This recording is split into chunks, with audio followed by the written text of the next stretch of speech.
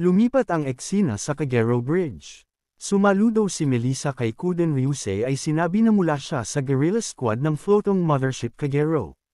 Malugod na binati ni Kuden Ryusei si Melissa at sinabi na kinagagalak niyang makita si Young Melissa, matapos nun ay kinamusta niya ang Base 7.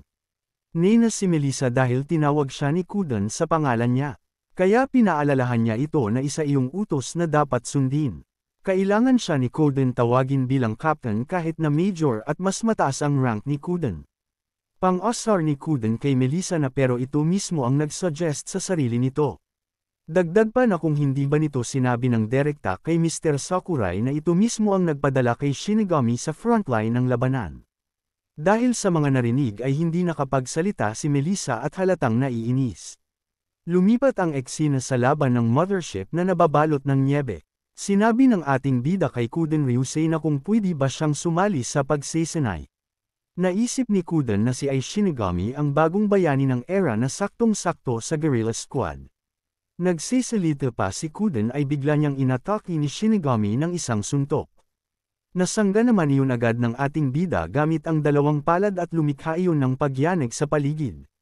May napansin si Shinigami at naalala na iyon ay katulad ng ginawa ni Hakari at Kini. Nakangiting sabi ni Kuden na iyon ay ang neutralizing power.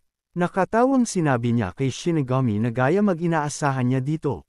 Namamangha ang tatlo dahil nakamit na agad ni Shinigami ang ganung level sa mixing panahon. Naisip ni Kuden na isa itong successor. Habang naglalakad palayo si Shinigami ay nakatingin sa kanya si Kuden at naiisip na hindi na mahalaga kung wala siya dito para pangunahan ang team dahil nandito naman si Ai. Ang sunod niyang gagawin ay tapusin ang kanilang nasimulan ng Kaiki na iyon. Sinabi ni Melissa na isa siyang tanga, at paano naman niya paniniwalaan si Major General Sakurai. Dagdag pa ng babae na ang floating mothership Kagero ay pinamumunuan ni Kuden, kaya mungkahi niya na iwan na lang sa kanya ang usaping iyon. Biglang tumigil ang mothership kaya natanong ni Kuden kung bakit sila tumigil. Sagot ng babae na sinusuri nila at pinapanatili nila ang mechanism at floating structure, dahil ito ang unang operasyon ng mothership sa Ice Mountain.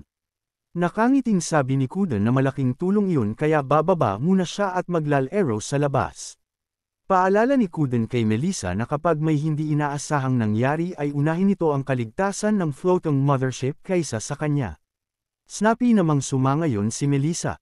Sa isang banda sa Kagero Maintenance Room ay masigasig na nagtatrabaho si Hanamori sa paggawa ng sandata. Sinabi ni Hanamori kay Hakari na ina-adjust lang niya ang boundary breaking armament at makakagawa kagad ulit siya ng sandata kapag nasa tabi niya ito. Ibinigay niya kay Hakari ang dual blade nito kapalit ng nasirang una. Natuwa naman si Hakari dahil nakagawa agad ng bagong sandata si Hanamori sa mabilis na panahon. Paghugot niya sa espada ay bumungad sa kanya ang kumikinang nitong talam. Sinabi ni Hakari na iyon si Graham ang Kaiki na hinati ni Shinigami sa gitna. Sinabi ni Hanamori dinagdagan iyon ng bagong gadget na gawa sa buto at bato. Tinawag niya ang sandata na Setsugetsu Fuka, na ang ibig sabihin ay Snow Moon Flower. Manghang-mangha si Hakari dahil napakaganda ng bago niyang sandata. Humingi pa ito ng tawad kay Hanamori dahil nasira niya ang dati niyang sandata na Yamano Suimei. Paalala ni Hanamori na kapag hindi iyon iningatan ay kahit sino pa ang gumamit ay masisira din iyon. Sinani ni Hakari na may isang tao na higit pa sa kanya at yun ay si Ai Shinigami. Isang banda sa Kagero Operation Room. Natuwa si Koyama dahil dumating na ang bagong coat at suit. Ayon kay Shintani na sa oras na ito ay ang Icy Mountain ang magiging battlefield. Ang kalaban ay ang Frost Kaiki. Ayon sa captain na ang suit ay dinagdagan ng panglaban sa lamig. Ang mga tao sa development room ay tinawag iyong quantum spin liquid matter, para maiwasan ang pagtigas ng dahil sa yelo. Malamang ang mga ito ay nag-experiment sa antifreeze glycoprotein. Kaya magagamit na nila ito ngayon. Ayon kay Shintani na ang kanilang bagong battle suit ay may nakalagay na maliit na reactor, para sa countermeasure sa malamig na panahon. Paliwanag ng captain na sinasabi na iyon ay maliit na furnace na ginaya sa Kaiki Fireball Generation Organs at ang power source ay ginamit. Sa ibang salita, kahit na ang mga galaw ng Blizzard ay hindi hadlang. Ang hood ay nagiging transparent helmet, kaya mas lalawak na ang kanilang nakikita. Tumawa si Ishida dahil ang kanilang floating carrier ay talagang nakakamangha. Napatanong siya kung bakit biglaan na lang na binigyan ang kanilang guerrilla squad ng mga advanced equipment. Sinabi ng captain na dahil kay Grim Reaper ay Shinigami, ang bayani ng sangkatauhan kaya sila nakakuha ng madaming kagamitan. Tumawa ang mga ito at sinabi na napakaswerte ni Grim Reaper ay. Dagdag pa na ang impluensya ni Shinigami ay talagang umangat. Ayon naman kay Shintani na kahit si Shinigami mismo ay hindi alam ang bagay na iyon. Sinabi naman ng captain na ngayon ay kasama naman nito ang kaibigan nitong military doctor. Lumipat ang eksena sa Kagero Corridor. Akmang aakyat ng hagdan ng ating bida pero may tumawag sa pangalan niya. Paglingon niya ay ito pala si Asuka kaya tinanong niya ito na kung hindi pa kailangan ng tulong ng chief doctor kaya ito nandito. Sumangayon si Asuka at sinabi na nagpaalam siya na susundan niya si Shinigami at Nos. Dagdag pa ng babae na para maalagaan niya si Shinigami ay na-assign siya sa guerrilla squad. Napakamot ng ulo si Shinigami matapos marinig ang salitang aalagaan siya. Biglang lumabas si Nos at sinabi kay Asuka na kailangan ito dahil maraming bises nang namatay si Shinigami. Napasabi na lang ang ating bida na na-surprise siya sa na sasabi ni Nos ang mga ganong bagay. Sabay sabing kung may nakain ba itong kakaiba. Sagot ni Nos na tanga si Shinigami dahil pareho lang naman sila ng kinakain at isa pa hindi siya nagugutom. Tugon ng ating bida na mas mabuti na iyon kaysa kumain ito ng tao. Pero bakit hindi ito nagugutom? Tanong ba na kung kumakain ba ito? Sagot ni Nos na ang pagkain ay isang pribilehiyo, pero noon ay naranasan na niyang kumain. Biglang nagningning ang kanyang mga mata at naglaway habang sinasabi na masarap ang curry. Sabay hiling na kung pwede pa ba siyang makakain ng ganon. Sinabi ni Asuka na kung ganon ay pumunta na sila sa kitchen at tutulong kay Atsumi ang tagaluto. Masayang masaya si Nos dahil makakakain siya ng curry. Sa isang banda sa Kagero Kitchen ay nagtungo sila para magluto. Bumungad sa kanila ang maraming sangkap na nasa lamesa. Sinabi ni Atsumi na hiwain nila ang patatas. Mabilis na kumilos si Nos at pinagpaputol ang mga patatas ng napakabilis gamit ang kanyang blood side. Nagsalita si Atsumi at sinabi na nakita niya si Hakari ngayong araw. Sagot ni Shinigami na sinabi ni Hakari na kukuha ito ng sandata. At palagi yung tumutulong sa kitchen hindi ba? Ngumiti si Atsumi at sinabi na malaking tulong sa kanya si Hakari sa pagluluto. Kwento pa niya na hindi siya nakikipaghalubilo sa mga lalaki pero si Hakari ay agad siyang kinausap noong unang dating niya. Tugon ng ating bida na gaya mag-inaasahan kay Hakari na magaling itong mag-alaga ng tao. Tumawa si Atsumi at sinabi na kamakailan lang ay nagkaroon ito ng interest sa isang tao. Tanong ni Shinigami na sino naman iyon. Kinilig pa ang babae at sinabi na mas mabuting ang ating bida na lang ang mismong magtanong kay Hakari dahil nire-respeto niya ang desisyon nito. Napatingin naman ang tatlo at hindi nakapagsalita. Nagtanong si Shinigami na kung may ibig sabihin ba ito. Sa isang banda sa labas mag-floating mothership ay nagsisinay ang guerrilla squad. Habang nagsisinay ay naiisip ni Kini Satoni na hindi siya magpapatalo kay Shinigami at iiwanan lang niya ito na kumakain ng alikabok. Naiisip naman ni Kosuka na kahit matanda na siya ay hindi siya magpapatalo at magsisinay ng mabuti. Naiisip naman ni Koyama na kahit wala sa kanyang ginagawa ang ating bida ay magsisinay pa rin siya at magtitiyaga. Nagsigawa na ng meeting ang guerrilla squad para sa gagawin nilang paglusob sa kuta ng kalaban. Karagdagang sinabi ng nagsisalita na ang Frost Giant Castle ay isang labyrinth maze.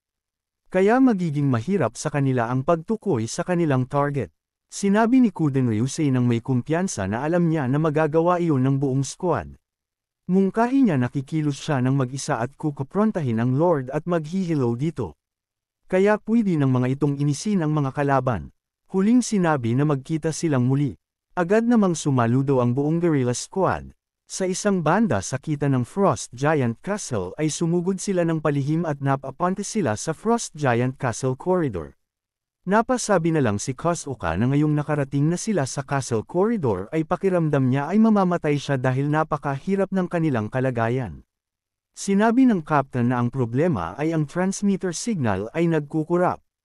Ayon kay Kaina na kung ganun ay mahihirapan talaga sila na matukoy ang lokasyon ng kalaban. Kaya paano nila makikita ang kalaban sa ganon kalawak na kastilyo? Bago pa sila maghiwa-hiwalay ay Plan B ang kanilang ginawa. Pumikit si Shinigami at may lumitaw na malaking anino. Dahil kasanib nito si Nos ay nagagamit na din ng ating bida ang mga abilidad ni Nos. Inactivate niya ang Kaiki phenomenon at may lumabas na mga paniki mula sa kanyang anino, na tinatawag na Shadowbat. Kumalat ang mga Shadowbat habang kinokontrol niya gamit ang sound waves para hanapin si Kuzo. Sinabi ng Captain na kailangan nilang kumilos ng mabilis dahil napakababa ng temperatura na hindi angkop sa matagal na labanan. Naiisip naman ni Koyama na matapos niyang marinig ang tungkol sa Frost Giant mula kay Nos ay parang gusto na lang niyang umuwi. Biglang nagsalita si Shinigami at sinabi na natukoy na niya ang kinalalagyan ni Kuzo, nasa 300 meters northwest, 43 meters above ground. Sabay tinuro niya na nasa tower ang lokasyong iyon. Sinabi ng Captain na sa wakas natukoy na nila. Ayon naman kay Kaina na parang isa iyong ambush. Sa kanilang harapan ay may humarap na malalaking humanoid Kaiki na katulad ng nilabanan nila. Sumigaw si Kini at tinawag si Shinigami at Hakari. Sabay pinaalis nila ang dalawa para ang mga ito ang magligtas kay Kuzo at iwan na sa kanila ang lugar na iyon at sila na ang baalang humarap sa mga humanoid Kaiki, kaya magmadali na ang dalawang ito na umalis. Nagmadali naman ang dalawa sa pagtakbo at umakyat sila pataas ng hagdan habang sinasalubong ng mga humanoid Kaiki. Pinagpaputol nila ang bawat Kaiki na hamarang sa kanilang daanan at nagtutulungan sa pagsangga ng mga atake ng mga kalaban. Sinugod pa nila ang mga Kaiki habang sinasabi ni Hakari kay Shinigami na kapag nakaligtas silang dalawa at nakabalik ay may isang bagay siyang sasabihin sa ating bida. Namula ang babae sabay inamin niya na gusto niya ang ating bida. Naglakas loob na siyang umamin sa ating bida kahit nasa kalagitnaan sila ng laban. Matapos marinig yun ni Shinigami ay yumandar na naman ang pagiging niyang manhid at sinabi niya na gusto din niya so Hakari at ang lahat ng nasa guerrilla squad. Naunawaan ni Hakari na hindi naintindihan ni Shinigami ang kanyang sinabi kaya sinabi na lang niya na mag-ingat ito para magkita sila ulit, habang nakangiti. Umabanti si Shinigami at nagpaalala sa babae na bumalik ito ng ligtas. Tanong ng babae na kung mag-aantay ba sa kanya ang ating bida. Sumangayon lang naman ang ating bida. Sa harapan nila ang may mga humanoid Kaiki ang sinasabi na masama iyon, kapag hindi sila nag-ingat ay mamamatay sila. Ngumiti si Hakari at sinisigurado na babanatan niya ang mga ito. Naglakad ng dahan-dahan si Hakari, kaya nagtanong ang isang Kaiki na kung sa tingin ba ng babae ay mananalo ito sa kanila ng mag-isa. Maangas namang sinabi ni Hakari na hindi pa siya natalo sa kahit na kanino. Sabay naghanda ng pangmalakasan niyang tindig sa pag-atake. Tumakbo ng tumakbo si Shinigami patungo sa silid na kinaroroonan ni Kuzo. Hiniwa niya ito gamit ang malaki niyang katana. Pagtingin niya ay bumungad sa kanyang ang duguan at nakagapos na si Kuzo. Pinutol niya ang kadina na nakagapos kay Kuzo sabay gin-isang niya ito at sinabi na nadun sila para iligtas ito. Nang makita niya ang ating bida ay nagalit pa ito dahil kung hindi dahil kay Shinigami ay hindi sa kanya mangyayari iyon. Kahit na ganoon ay inalalayan pero niya si Kuzo palabas para umalis na sa lugar. Pero biglang may umatake sa kanila at mabilis naman nila iyong naiwasan.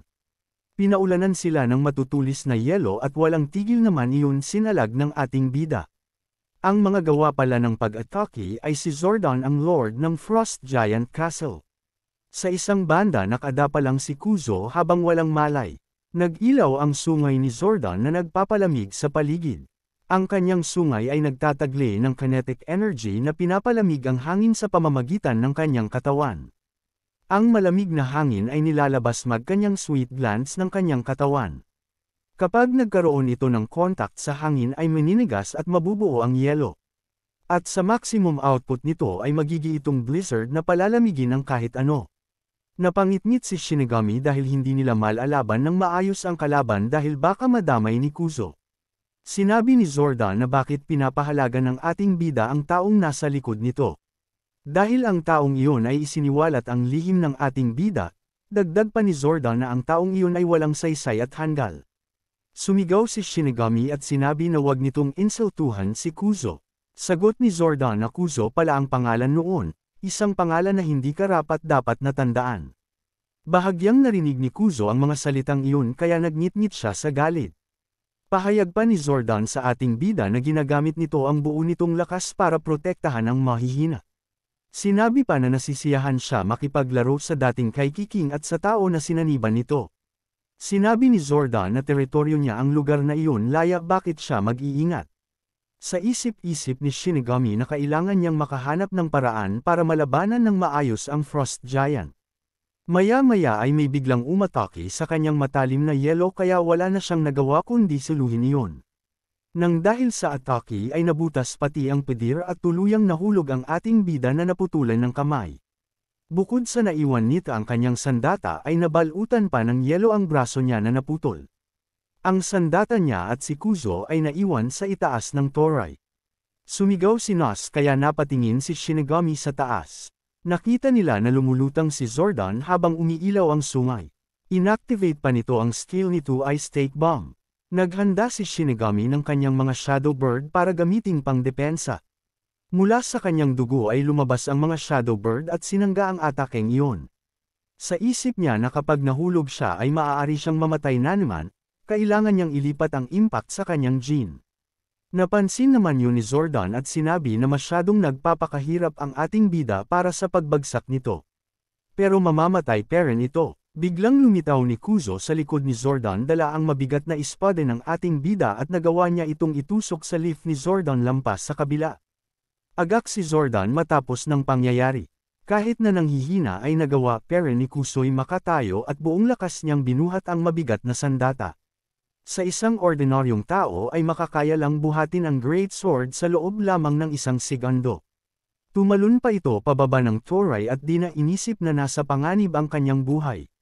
Napangitngit ng ngipin si Zordon dahil hindi siya makakilos ng dahil sa bigat ng espada na nakatarak sa kanya. Napatanong na lang siya sa isip na kung natalo ba siya ng isang hamak na tao. Naalala ni Kuzo ang sinabi ni Zordon na walang saysay ang tandaan ang pangalan ni Kuzoy. Kaya galit na sinigaw ni Kuzo na tandaan ni Zordon ang kanyang pangalan, na Kuzo Teikaro. Natuwa si Nos dahil ang swag na si Kuzo ay na-awakened ang tapang sa ganung pagkakataon. Natuwa din naman ang ating bida dahil malaki ang naitulong nito sa kanya matapang na ito. Lumipad si Shinigami gamit ang Kaiki phenomenon ni Nos at sinalubong niya ang pabagsak na Zordon. Inalaya ng mga Shadow Bird si Kuzo at inilipat naman ni Shinigami ang impact ng pagbagsak gamit ang gene habang nasa ilalim si Zordon. Wala nang nagawa si Zordon kundi mapasigaw. Naghanda si Shinigami ng isang suntok at gumamit siya ng Kuden-style Fajan, Heaven and Earth Split. Pagbagsak ay yanig ang lupa at nahukay at umangat ang mga bato. Isa pa busarga ang ugok na si Zordon matapos matamo ang malakas na suntok ng ating bida.